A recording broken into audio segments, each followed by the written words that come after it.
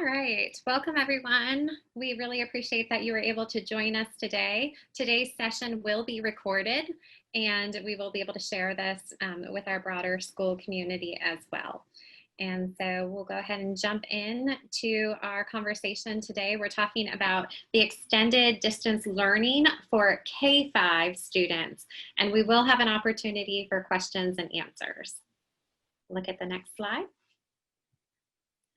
All right, to start our conversation today, I know a question of the group and a question that we've received has been, why are we transitioning to in-person learning at this time? And so as an administration team working with our principals, with our union leadership, we have certainly considered where we are as a community and the best way for us to meet the needs of students.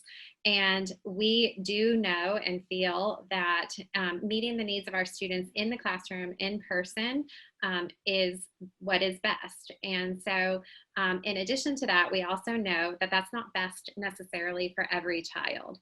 And so this is why we have the opportunity for extended distance learning. And we do have the opportunity today for you to ask additional questions. And we're going to walk through a little bit of the information that has brought us to this determination as a community. I do want you to know that we have other dates that we could consider. We had originally talked about going all the way through the end of the first trimester, which would go all the way through November 20th, which would mean a return for students on November 30th, which would then be just 3 weeks prior to the winter break. So that was another decision point or a coming back to school point that we could consider. In addition to that, we then thought, it may be hard to come back with just 3 weeks in between there, and knowing that there could be some travel that would happen between Thanksgiving and Christmas break for those celebrating those holidays. And so as we looked at the next cut point, that would be the midpoint of the second trimester, and that would mean a return on January 25th. So ultimately, if we were to think about best return dates, all of those dates have been considered. And we do understand that returning at this point is not in the best interest of every individual child, but as we think about the needs across the district and some of the students that are in some of the smaller percentages within our district, we do feel like being able to offer the in-person learning to support their needs is really critical at this point. And so that is where we are right now. As you may have seen this weekend, the CDC came out with additional information about the spread of COVID. And then some of that was retracted and changed then yesterday too, I believe. And so what we also know to be true is that information is constantly changing. And we would expect that here in this 3-week stretch before we are ready to open schools, that additional information will come to us. And as that additional information comes to us, we are taking all of that into account, looking at it carefully, and making sure that we're still moving in the right direction for the best interest of all of our students. In addition to that, we have learned that in the tiered system, that there is a new factor being put into place, and that's considered the equity factor. We don't know how that's going to impact our color rating, and so we are waiting to learn more about that. And so we will keep you updated in these next 3 weeks, but we also know that we need to prepare schools for a return at some point anyway. And so that is exactly what we're doing. And we're going to be giving you updates weekly about what those physical updates on the campuses look like and what we're doing to make sure that our classrooms are ready, that the markings are down on the floor for where our desks are, to spacing our kids out, making sure all of that is in order so that when we are ready to return, we will know that we have the safest environment to do that. The second bullet point here that I just want to call our attention to is that the county status has improved to that of the red tier. And so before that, we were in the purple tier. The red tier now indicates that we would be able to open for in-person instruction as early as September 29th. And we have been meeting, I've personally been meeting with all of the other superintendents of this county weekly.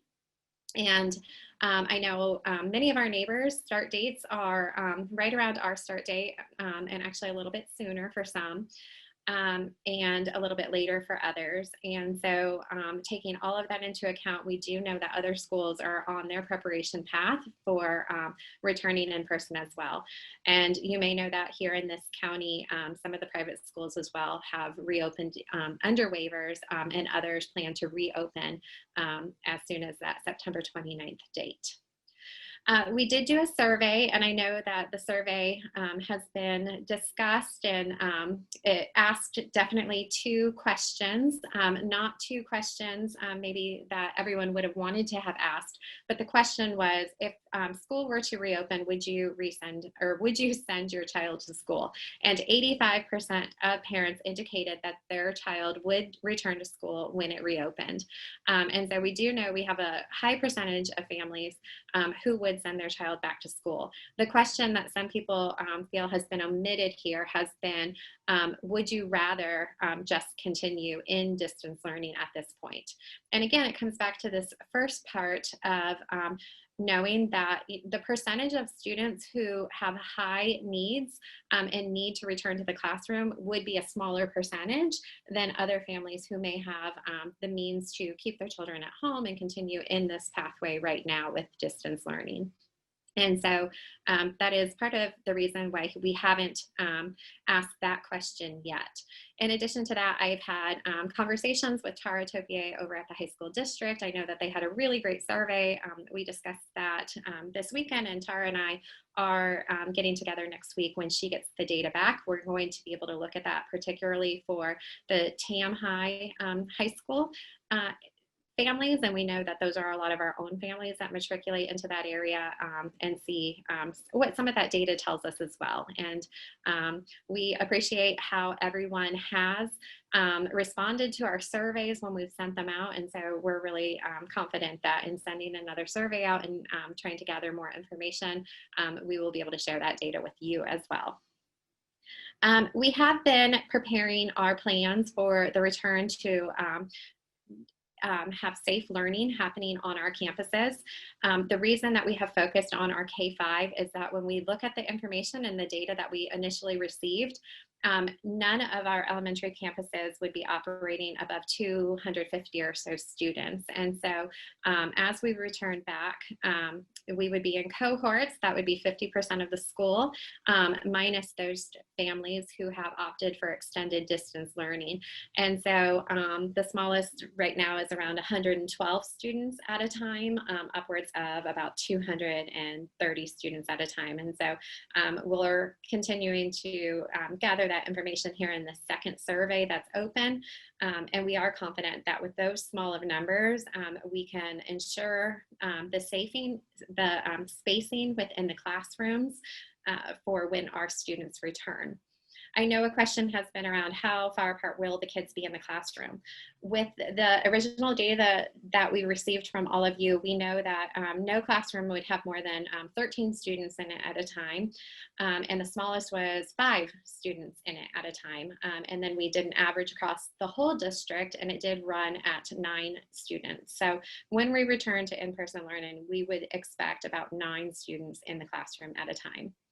In addition to that, we have purchased additional air purifiers. We know that purifying the air within the individual classrooms is a really great way to ensure safety for our students. And so our first order, which we'll be able to outfit our elementary schools, will be here at the end of the month. And again, we're going to have that for our middle schools as well when we're ready to return there.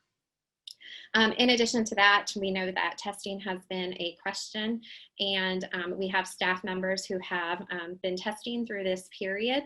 All of our staff members that have been testing, we're very fortunate, have all been negative, but all of the test results that our teachers have been able to receive, or I'm sorry, our administrators and our staff who are on site regularly, who have been tested during this time, have been receiving their information back within about 24 hours. And so there is a fairly quick turnaround. We have shared all of the testing information with our staff, our teachers, and our classified staff in our Friday updates to them as well, so that they have the resources to know where to go for that. So that is our opening part. And we are going to be discussing all of your questions here at the end, but we'll jump into the next slide here. As we prepare for October 12th, and I will say, or whenever that date is that we're able to safely return, because again, we know that information constantly is changing. We have had walkthroughs. We just had another walkthrough this past Friday with some of our community members, our teachers, our classified staff. And we are constantly going through our school sites with the Marin County Office of Education Rethinking Schools team and our other contractors to ensure that we have safety throughout all of our buildings. We are also working on those school-wide master schedules right now. And so as we prepare for another return, it's like opening the schools all over again. And so it feels a little bit like the 1st of August. This is what we always experience at the 1st of August when all of our staff returns. We have about 3 weeks to reopen schools. All of the schedules have to be put into place. And so that is exactly what our administrators and principals in particular are working on right now. We have completed all of our SSSPPs. All of those need to be finished by October 12th. So we're well ahead of that deadline, and we will be sharing those out once all of those are posted up. They're right now sitting on a website at the Marin County Office of Education. They first start in not received status, and then they move to being reviewed status, and then they move to being approved status. And so right now the majority of our school plans have been approved, and as they're fully approved, we've been putting them up on our website, and we'll continue to do that. We do have the air purifiers like I talked about just a moment ago. And then in addition to that, we upgraded all of our filters that are being used throughout the system to the MERV 13 filters. We do know, as I mentioned earlier, that at any one time we'll likely have about 9 kids per cohort in the classroom. In addition to that, we are going to ensure that everyone is doing their daily passive screening themselves. Right now, for all of our school sites, myself and my team here included, we are signing in with a QR code each day and assuring that we are healthy and safe to be at work. Every child will need to have that done for them every single day. So you will get a Parent Square reminder every morning, and your K-5 child will need to be assured to have gone through a passive screening at home and be well to be on site. If any child does come to school and doesn't feel well, we have a designated isolation rooms at every school site as well. In addition to that, we are ensuring the spacing of 4 to 6 feet of kids interacting within the classroom, but their desks are being placed nearly to the 6-foot point.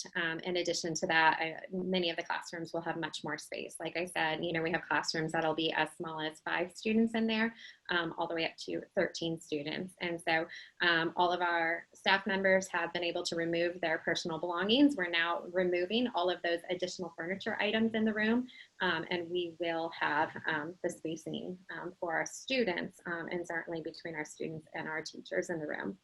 And as I mentioned, we do have testing for teachers in Marin County, and I would say this is an open invitation as well of anyone who knows how to bring more localized testing here to Mill Valley. We would be happy to host that on any of our sites. And so please do reach out to me personally. I do know a few people who are working on this with us right now. I have reached out to Mary Jane Burke, our County Office of Education Superintendent, and then also Dr. Willis's office to see if we can do more of that testing right here in our community. Right now, we're relying on our healthcare providers to do it, but if anyone else has another lead or someone else that can help us in that way, we're happy to partner with anyone. All right, we'll jump into the next part because I know that you're here to learn more about why are we offering distance learning and what is that going to look like. So Julie is going to take over. Okay, thank you, Dr. Berman. Again, we're really glad that many of you came today, and by looking at the chat, I see that there's parents that are here that are planning on sending your child to in-person learning, and parents that are here that are still wondering if they're going to fill out the form. And so we want to offer you as much information as we have at this time as we're coming together and trying to determine what it will look like based on the commitment survey that has gone out and needs to be completed by tomorrow. So we're offering distance learning because there are students who are requiring quarantining, and there are families that are requesting quarantining due to medical conditions in the home or extended family from which they're caring for. So this is a choice that we're offering families in these challenging times. And if you go to the next slide, we're going to now describe to you what the extended distance learning is going to look like. We're calling it EDL for short, extended distance learning. So some fast facts are that there's a teacher to student ratio of no more than 30 students per virtual class. They will have the same robust curriculum and instructional strategies and assessments like you have in the current schools. Specials will be offered remotely, just like they are at the same level for in-person hybrid learning. We're going to follow the district calendar, including conference weeks and reporting periods. We're offering students the ability to stay connected to their homeschool sites through Parent Square updates and student and family events. And there will be access for RAMP, food services, counseling, and special ed services that are tied to the homeschool or school in our district for the students that choose the EDL option. Next slide. And the next slide we're going to have, is the next slide Rod?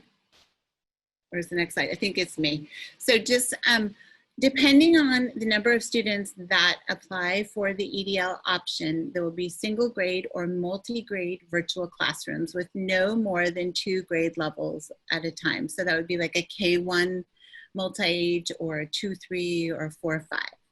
The classrooms will be made up of students from all the schools. They will receive new instructional materials or whatever materials will be needed. The teachers are very excited to build independence and collaboration and a virtual community like they have right now in the current schools in our new virtual school. There will be instructional aid support at the same level. There will be a focus on bonding and community building in the first week. So we can really take that time like we did at the opening of school this year to really bond with students in virtual learning. The EDL teacher will communicate with the homeschool teacher to gather information about the students, any assessments that might have been completed, any strengths to look for, really like we would with any classroom teacher from the prior year, sending their kids on to the next year's teacher. And EDL students, again, I want to repeat this, they'll have the ability to access resources that are currently at the school sites, such as counseling, food services, RAMP, and special ed services. So we're trying to set up a virtual distance learning classroom structure that will mirror the excellence that you see in the homeschools that your students are coming from. And if you go to the next slide, Rod's going to talk to us a little bit about the classroom. Oh, are we on? The timeline. The timeline first. Okay. I didn't care about the timeline.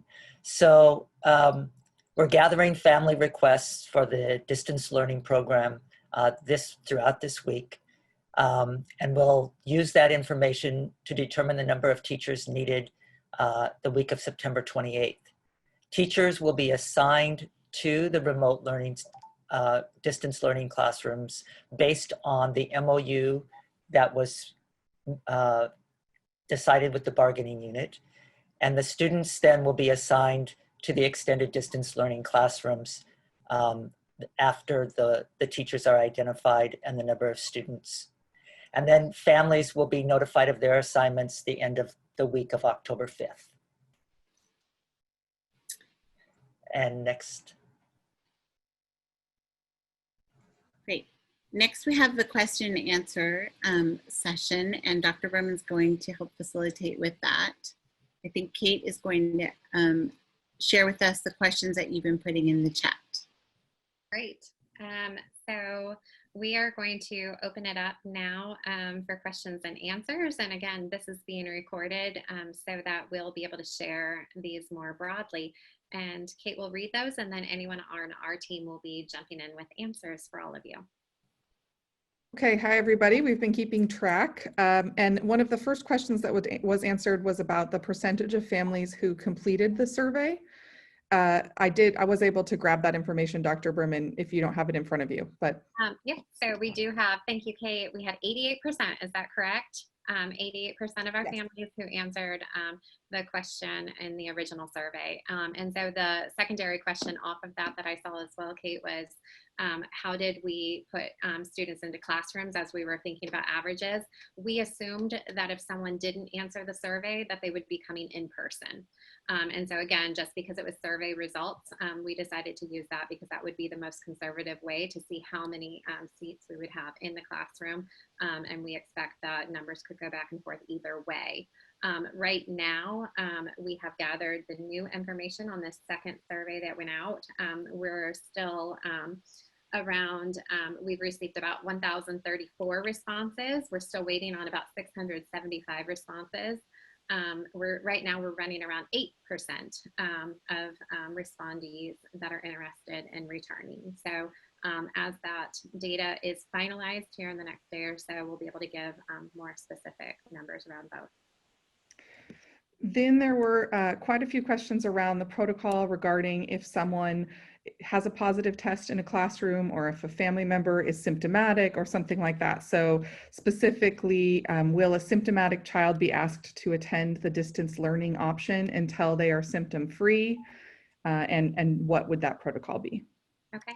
So there are protocols, and all of our administrators and our district staff have been trained on this, and we're following the protocols that have been put in place by public health. And so if someone has symptoms, they would be home. They would be able to return after 24 hours being symptom-free. And so that is if somebody just has symptoms of COVID, and then they would need to consult with their medical professional about next steps. But anyone who's 24 hours symptom free could return to the classroom.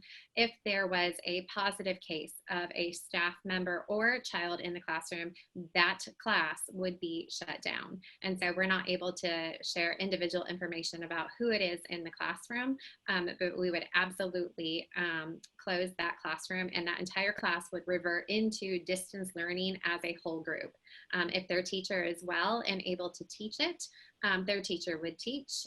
If we need to have a substitute would teach during that time.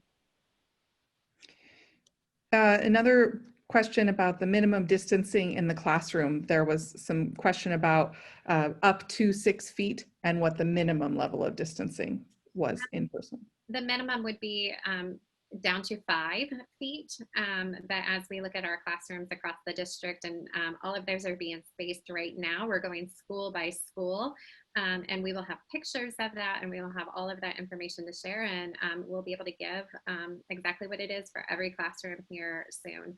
Like I said, if there are only 5 children in the classroom, the spacing could be more like 8 to 10 or more feet.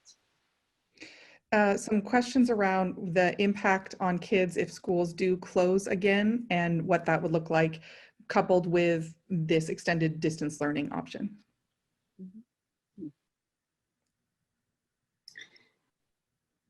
Can you repeat that question again, Kate? Sorry. Sure, that's okay.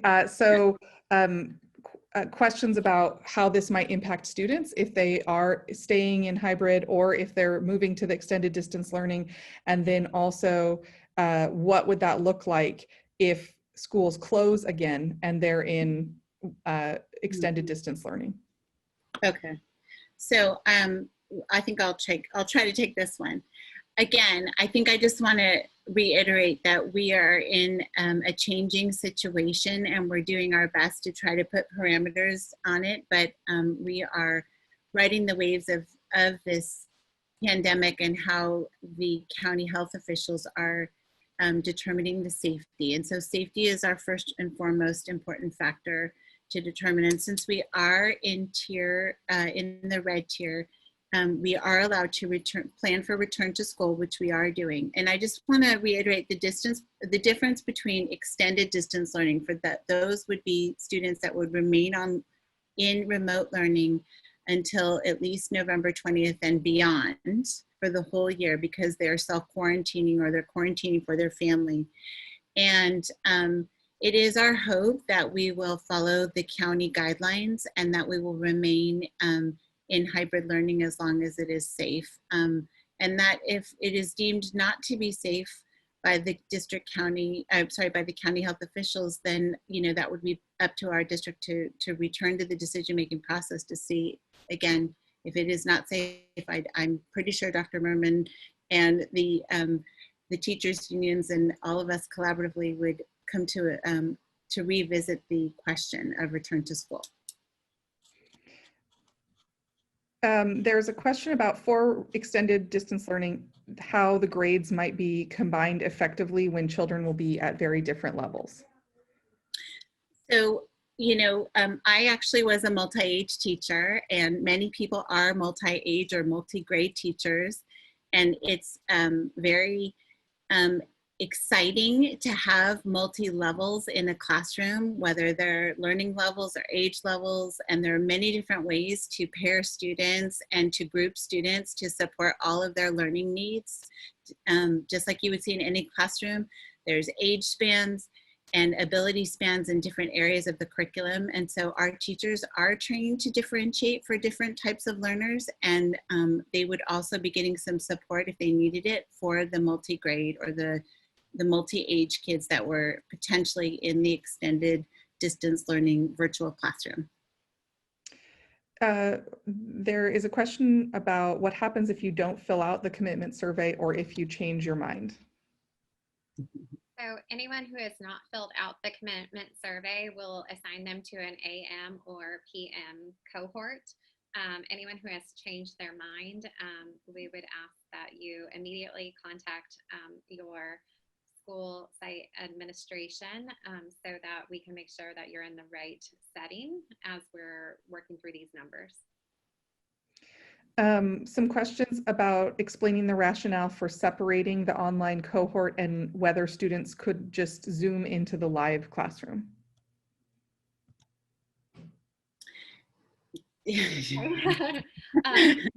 That is one teaching method, and we know perhaps for older students that would be helpful. I've actually had the opportunity to sit into a lot of classrooms, both middle school classrooms and elementary classrooms, and what I can find is that our teachers are doing a lot with very direct instruction into their cameras with the students, and so I'm sure you've seen that too with your children.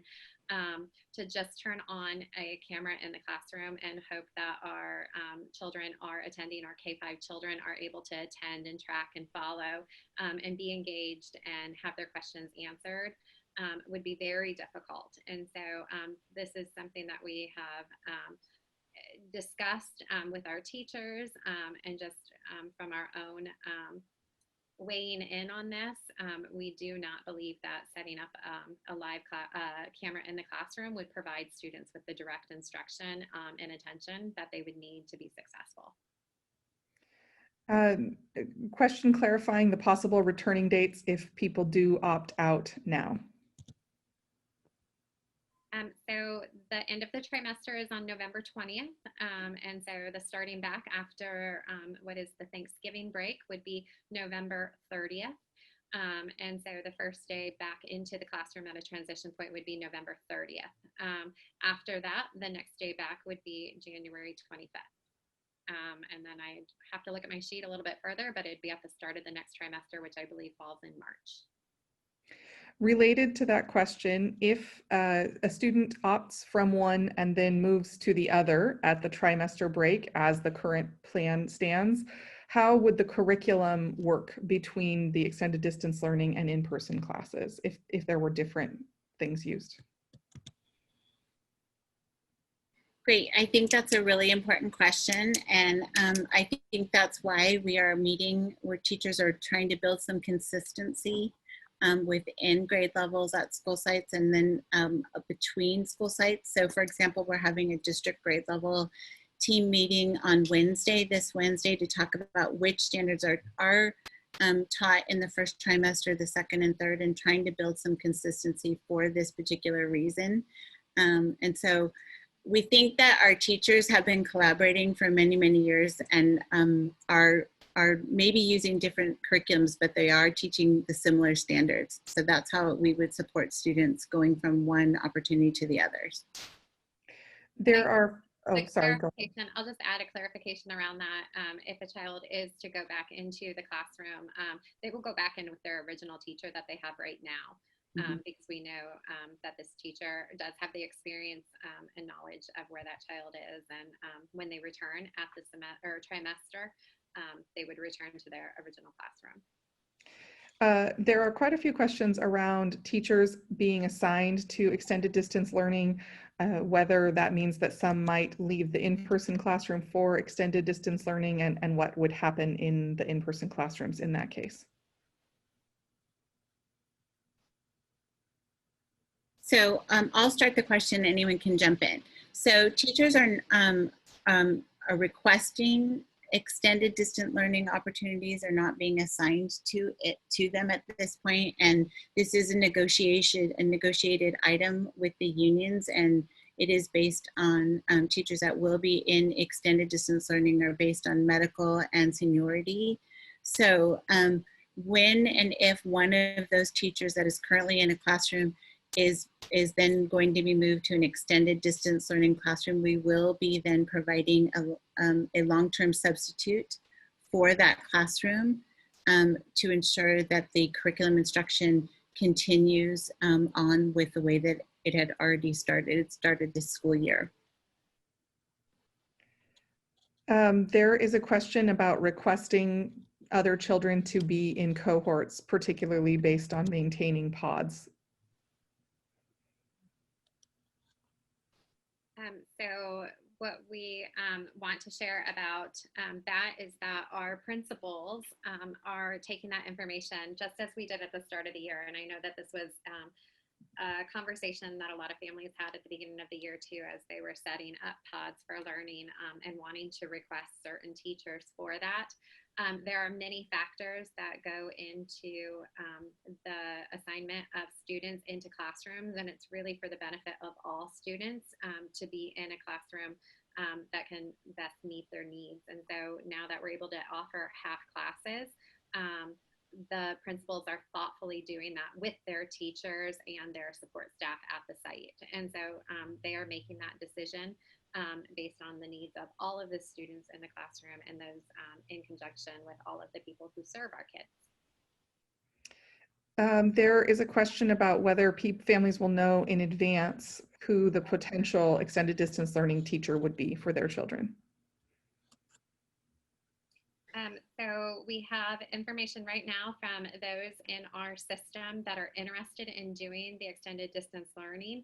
And then that will be based on seniority or those with verified choices that are through the personnel department. And so we should know by the end of the week. And so it's a little bit of a matter of what came first, the teachers who are interested or the number of students who need it. And so it's very much in conjunction right now. We understand that some people want to know that information, but right now, once we have the student information, we'll know exactly how many teachers will be needed.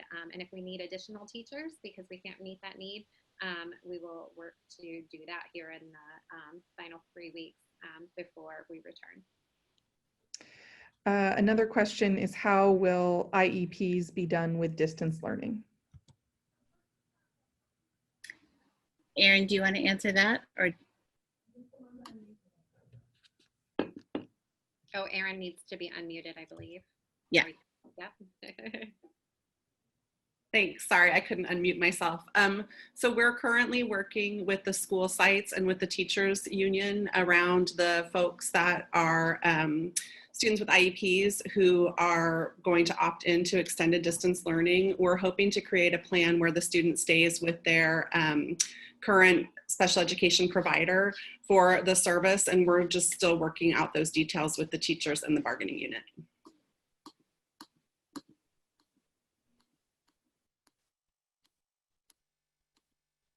Another question about where teachers who are doing extended distance learning will be teaching from and what materials they will be supplied.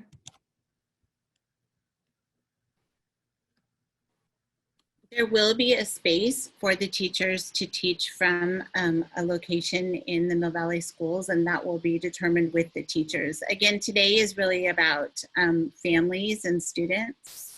So those details will be explained to the teachers, and they will be provided support for that. So a clarifying question, if a person goes to extended distance learning, a student moves to extended distance learning and then chooses to come back in person, which teacher do they return to?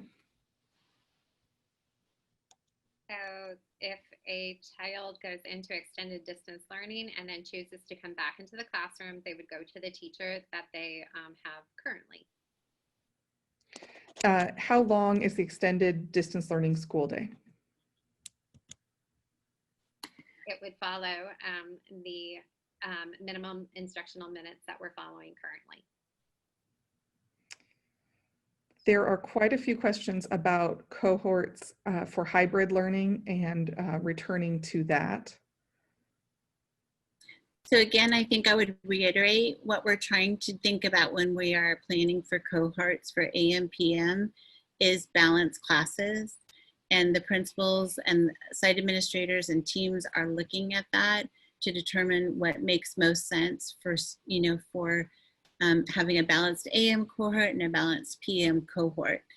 And of course, everybody's waiting to get this information, and we understand that it's concerning and that, people are trying to make plans. And again, as soon as we can get the information about which students want extended distance learning, that will help us plan for the cohort. So I just want to urge you, it's like I'm taking this moment to remind you, if you haven't filled out your survey and commitment form, please let us know, because the sooner that we have accurate names and grade levels for students for extended distance learning, that helps us plan the hybrid learning, the hybrid in-person AM, PM cohorts. There is a question about how parents might be able to make a more informed decision if their elementary school plan hasn't published, or elementary school site hasn't published their SSSPP yet.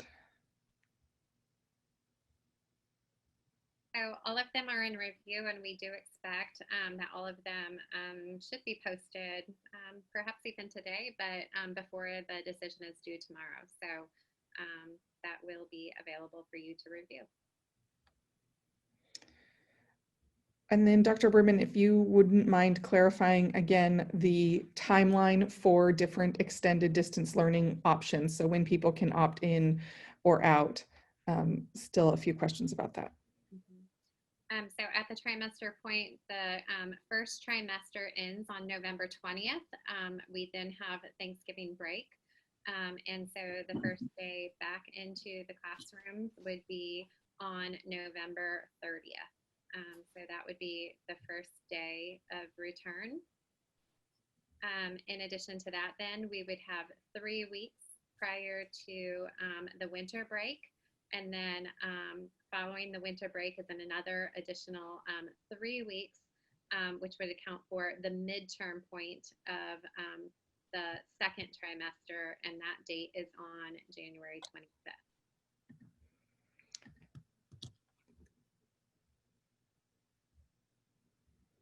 25th. There is a question about MVMS planning, just maybe clarifying or what can be shared about MVMS planning at this point. So the middle school is planning to share an update by the end of this week on their plans right now. Those students do interact with more than one teacher in a day, so maintaining the cohorts as we're able to do in elementary isn't the same. And so we will be providing everyone with an update about what we will be doing on at the middle school by the end of this week. The middle school team will let you know, and then in addition, we'll do update as a district. There is There are questions regarding clarification about when school would shut down again after the hybrid model. And in that situation, how would the students in distance learning transition to their original classroom, or would they stay in their extended distance learning classroom? So right now, the guidance of the county is that if 5% within a 14-day period would be tested positive for COVID, then a school would shut down. And so 5% of whatever that number is on the campus. And so our principals have figured out what that threshold would be on the campus, 5% within a 14-day period. Both students and staff would shut down a school, and that school would turn to distance learning. For the district to shut down, it would need to be 2 of our schools. So if 2 schools met that threshold at the same time, the entire district would shut down and go into distance learning. In that case, would students who are in the extended distance learning classroom stay in their extended distance learning classroom or return to their current or beginning of the year classroom? We know that this is already creating an inconsistency for those children. So as best as possible, we would like to keep the children in their track until they're able to go back into the other track that they choose and are able to do so for the year. And so depending on how long the schools were to shut down in those cases, we would like to maintain the classes as they are. We're not exactly sure what this additional metric for the tiered system means now for our state, what it means for our county. And so a lot of this information could continue to evolve and change. What happens if a family does go back to hybrid and then doesn't feel safe and pulls their students before the determined trimester entry or exit dates?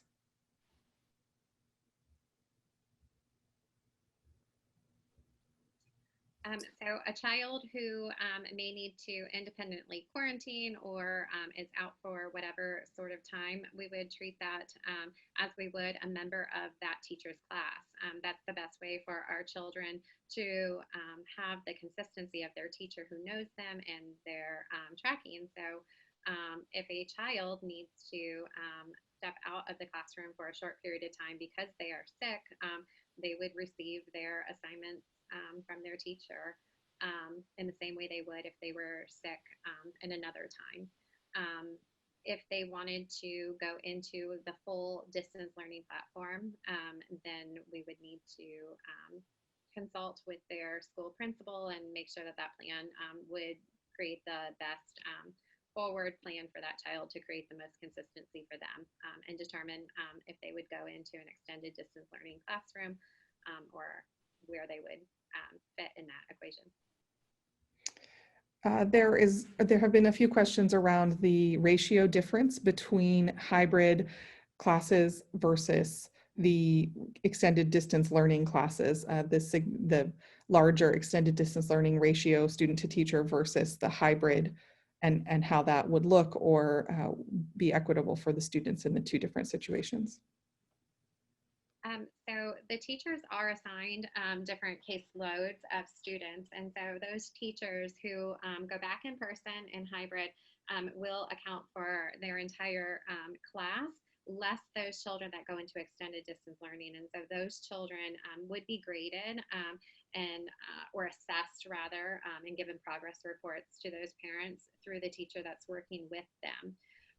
And so if they go back into the regular classroom, they will remain on their original teacher's roster. And so as we're thinking about our student information and making sure that we share that between both groups, we are looking at the numbers that we originally signed.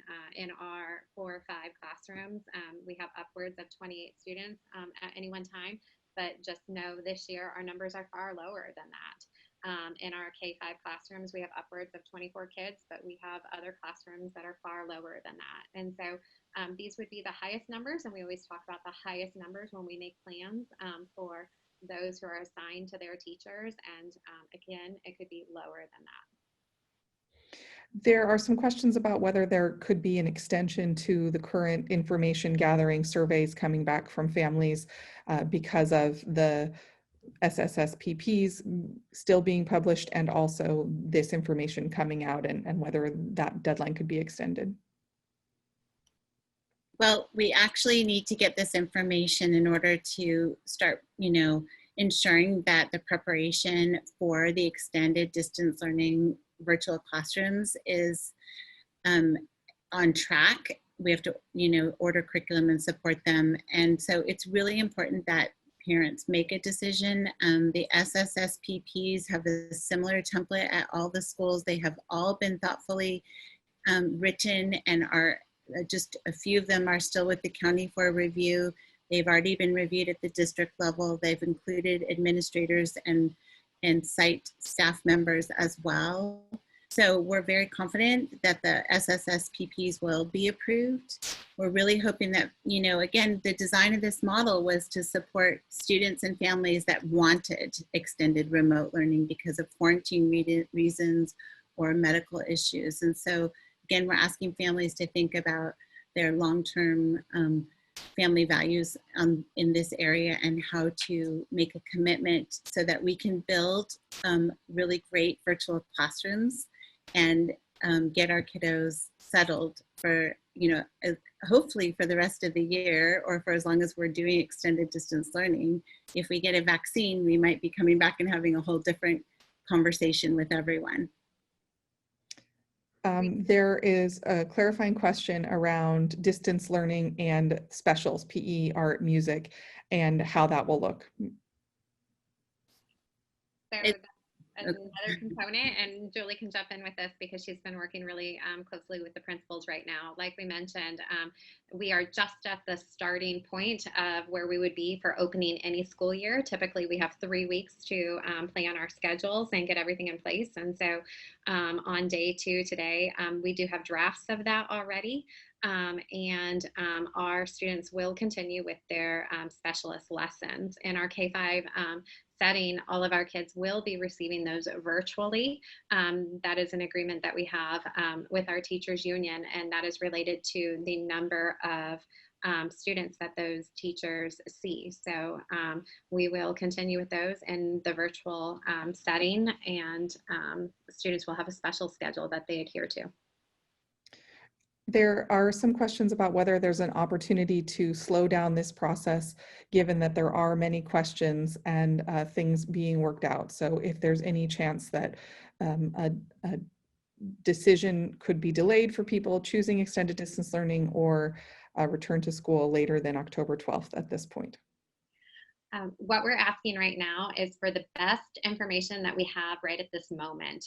We are still 3 weeks away from opening, and we will open again someday. Maybe that's next fall, maybe that's on October 12th, maybe that's in January. And so it's really important to us that we have the information that we can use to make really thoughtful decisions and go forward in that manner. We will have classrooms ready. And it may be that we are not opening our classrooms to anyone. And we are at the will of what the county health department is giving us and telling us at this point. We know that our community also looks to our neighboring schools on a regular basis, and we have been in those conversations with them. We want to make sure that we have all options available to us. And so in order to make the option available to open schools, we do need to move in that direction right now. And that's what we're doing. Like I said, there is a new equity factor that has been put into the tiered system. We do not know how that impacts our county. And as soon as we have new information or different information or information that would impact any of this, we will absolutely share it. We understand that this isn't perfect. And we do want you to know that our staff have been working around the clock to take this new information and to do our very best with it. We are engaged in conversations with how other school districts are using the information and trying to design returns. We do know that the easiest decision would be to keep our schools closed. But again, we do want to make sure that our decisions are positively impacting our students. And we know that a high percentage of families within this community do not have childcare needs and are able to put in other factors to mitigate some of the disturbances that have come with distance learning. In a survey that we did in early summer, I know 43% of our families said that childcare was not an issue. And so we're really fortunate as a community to have such high percentages of families who are able to help support their children for learning pods, those that have nannies and au pairs, some who have been able to hire teachers and tutors in addition to their children attending our schools. And we understand that those are factors that not everyone in our community has been able to implement. And so as we're trying to make these decisions, we are looking at all of our students. And we have talked about different phasing approaches, different small groups of students, and we'll continue to have those conversations. If any of this changes track and we are not to reopen our schools, we will let you know that right away. And we understand that that would be the most positive outcome for some of our families, especially on this call. We also know that some of our students really need to be back in our schools and in person. And so we're doing our very best to balance all of these differing opinions and differing needs throughout our community. There is a question about if families opt to stay in extended distance learning and then a decision is made that the district will not open in person, what will happen to the families who opted for extended distance learning? They would be right with their teacher now. So if we make a change before October 12th, they would not start with their extended distance learning classroom. And on part of the timeline that Rod shared with you, we will be notifying families at the end of the week on October 5th. And so we would know by then if that is not going to go into effect, and those students would remain with their current classes. How long is the EDL school day? I think we answered that one already, but again, it's probably going to mirror what is happening right now in remote learning. And the instructional minutes will be the same instructional minutes that are mandated by the state. There are some questions about whether different approaches were considered, such as outdoor learning or 1 or 2 days a week, and then keeping them home for the balance of the week, and whether different models were considered. Yes, definitely. We've looked at lots of different models. We also right now have mapping that is taking place for all of our school sites related to outdoor learning. And as of right now, we have identified at minimum 3 spaces, upwards of 5 to 6 spaces on our different elementary sites for outdoor learning. And so our tables and our areas for learning are being prepared right now, in addition to all of the other spaces within the buildings. And outdoor learning will absolutely be available for our students to engage in during this time. What was the second part of that question, Kate? Whether other models were considered. Okay, and then I did want to touch on that. Other models have been considered. We did talk about phasing approaches of potentially looking at just a few grade levels. As we think about a return for certain students, what becomes difficult to maintain would be the specialist and support services that all of our students receive. And so we did think about phasing in of different grades. Such as kinder first for 2 weeks, and then potentially adding second and third, and then potentially adding fourth and fifth thereafter. As we did that, we would not be able to maintain all of the aid support, the specialist schedule support, and the ramp services that we have across the district. So we have looked at that in a couple different ways, and looking at our students with the highest and unique needs, so that we could make sure that we can serve every student during this time. There is a question about how, if they do choose extended distance learning for the current trimester, what process will enroll them into in-person on November 30th. So I think maybe just should they look for a survey, or will there be an email to them specifically, or how could they expect to communicate that back? We will communicate directly with all of those who are enrolled in distance learning at that time through an email, likely a survey. Our Google Forms or our Parents for Forms are very easy to manage, so I would say it will be one of those. And then for how, I think maybe just clarifying again, if teachers choose not to return and take a leave of absence or are moved to extended distance learning, how will those classes be staffed? Right now, we have a posting for a long-term teacher substitute position within our district. We already have many applications in there. And so that is subbed in the same way that it is when our teachers take leaves for other personal reasons, such as having children at the mid-year points or for other illnesses or things like that. And so we go through the entire hiring process for those individuals to come into our system, and they would be assigned to those classes. There are some questions about testing data and whether it will be shared. So if staff member data will be shared if they are tested, or classroom testing data if people are tested in the class. We will not share personal data, but we will share if there are positive cases and a classroom would need to be shut down. So you would be explicitly notified that there are positive COVID cases within the class and that class will shut down. We will not tell exactly which student or staff member it is.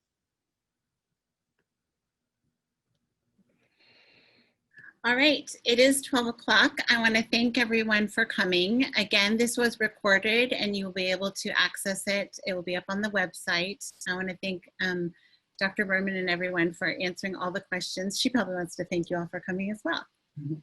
Thank you, everyone.